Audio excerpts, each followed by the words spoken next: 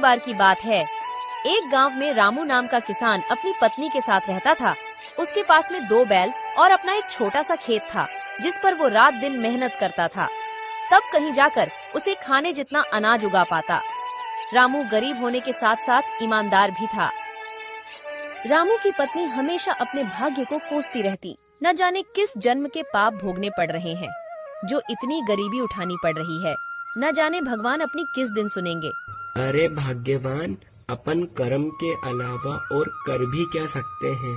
देना नहीं देना ये सब तो ऊपर वाले के हाथ में है, अपने सोचने से क्या होगा। कह तो तुम सही रहे हो, मगर 2 साल से अपने गांव में ठीक से बारिश नहीं होने के कारण फसल खराब हो रही है।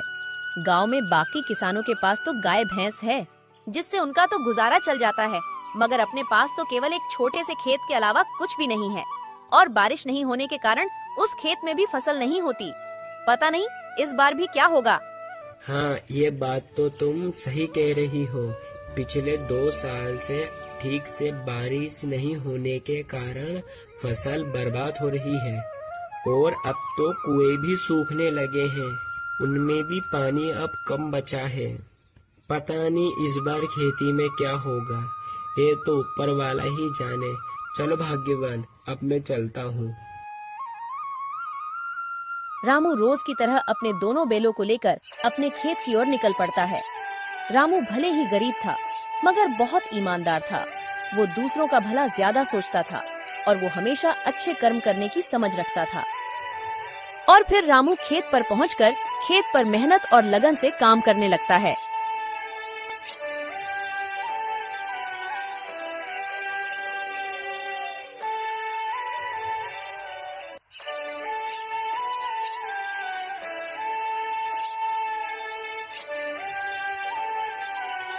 फिर थोड़ी देर बाद, अरे इतनी धूप में काम करने के बाद अब मुझे भूख लग रही है, और अब तो मेरे ये दोनों बैल भी थक गए हैं। एक काम करता हूँ, मैंने अपने आधे खेत की तो जुताई कर ली है, और आधे खेत की जुताई अब मैं कल कर लूँगा। मेरे ये बेचारे बैल भी थक गए हैं। चलो चलो, अब अपन घर चलते हैं। रामू खुद से ज्यादा अपने बैलों का ख्याल रखता था। वह अपने बैलों से ज्यादा काम नहीं करवाता और रामू अपने घर पहुंच जाता। अरे ओ भाग्यवान, भाग्यवान, भाग्यवान, आज धूप में काम करते करते मुझे बहुत तेज भूख लग रही है। जाओ जाओ, तुम घर में जो कुछ भी है वो फटाफट से लेकर आओ। जब तक मैं अपने दोनों बैलों को चारा डालकर आता हूँ, जब तक तुम खाना परसो। इतने ही बीच में उन्हें एक आवाज सुनाई देती है। ये किसकी आवाज है? वह दोनों बाहर निकलकर देखते हैं तो एक साधु महाराज उनके घर के बाहर भिक्षा मांगने के लिए खड़े होते हैं। जो कुछ भी घर में हो, चावल, गेहूं, बाजरा, दाल, वो मुझे दे दो बेटा। अरे साधु महाराज, हम सब पहले से ही इतने गरीब हैं, हम जैसे तैसे करके अपना जीवन गुजार रहे हैं, ऐसे में हम तुम्हें कहाँ से दान दें? गरीब किसान की स्थिति देखकर बाबा जी समझ चुके थे और बोले, कोई बात नहीं बेटा, कोई बात नहीं। ठीक है बेटा, अब मैं चलता हूँ। मैं किसी और घर से भिक्षा मांगकर खा लूँगा। अरे भाग्यवान, अपने घर में बाबा को देने लायक कुछ भोजन है क्या? क्या अपने घर में कहाँ से आएगा? अपने घर में बाबा को देने लायक कुछ भी नहीं है। केवल थोड़े से चावल थे जो तुम्हारे लिए बने हैं। अगर वो बाबा को दे देंगे, तुम्हें भूखा रहना पड़ेगा। रुकिए बाबा, भाग्यवान जाओ, जो मेरे हिस्से का भोजन है वो जाकर बाबा को दे दो। मगर फिर तुम क्या खाओगे?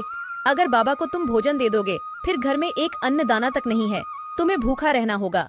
उसकी चिंता भाग्यवान तुम मत करो, मैं तो भूखा रह लूँगा। मगर बाबा को मैं अपने घर से भूखा जाने दूंगा तो मेरे गले से वैसे भी खाना नहीं उतरेगा। जाओ, तुम बाबा के लिए वो भोजन ले आओ।